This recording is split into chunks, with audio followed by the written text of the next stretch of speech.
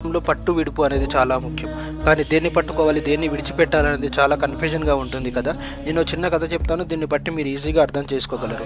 ఒక వడ్రంగి తన పని చేసి అలసటగా అనిపించి కొంచెం సేపు విశ్రాంతి తీసుకుందామని బయటకు వెళ్ళాడు. అంతా నిశ్శబ్దంగా ఉండడంతో బయటకు వచ్చిన పాము అక్కడి నుండి వెళ్ళిపోవాలనుకుంది. వెళ్ళే మార్గంలో కిందనటువంటి రంపంపై నుండి వెళ్ళింది. ఆ రంపం కొనలు చాలా షార్ప్‌గా ఉండడంతో పాముకు గుచ్చుకున్నాయి. పాముకు బాధగా అనిపించి, అయ్యో, ఈ రంపం నాకేదో హాని చేసేలా ఉంది అనుకొని ఎలాగైనా రంపంను ఊపిరాడకుండా చేసి చంపాలి అనుకుంది.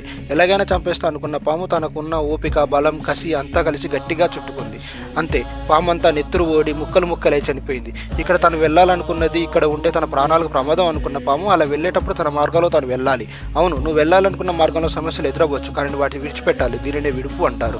వెళ్ళాలనుకున్న ప్లేస్ ముఖ్యం, అది పట్టుకోవాలి, దాన్ని పట్టు అంటారు. ఏది పట్టుకోవాలో అది విడిచిపెట్టింది, అదే చిన్న సమస్య. దాన్ని వదిలేసి ఉంటే ప్రాణాలతో ఉండుండేది. విడిచిపెట్టాల్సిన రంపంను పట్టుకుంది, అందుకే ప్రాణాలు కోల్పోయింది.